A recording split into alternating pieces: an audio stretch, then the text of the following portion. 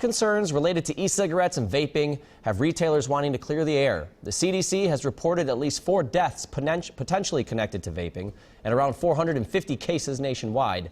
One of those deaths happened in Minnesota, and we're told the man had a severe respiratory illness.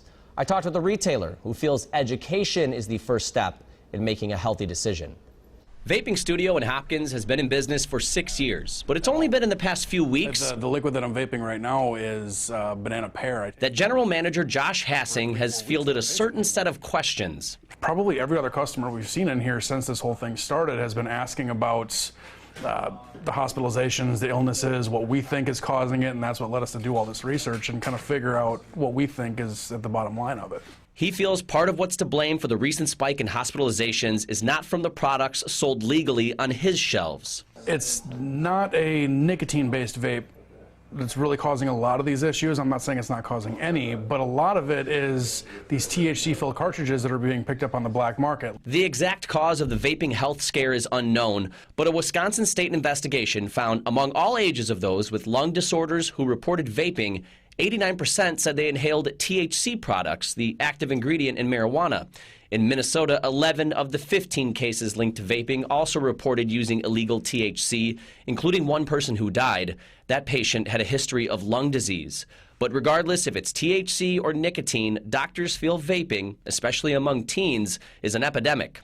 The lungs are struggling to deal with these chemicals that are being inhaled, and the body's way of handling that is to send more and more of the immune system to the lungs to try to get rid of something that it's struggling with.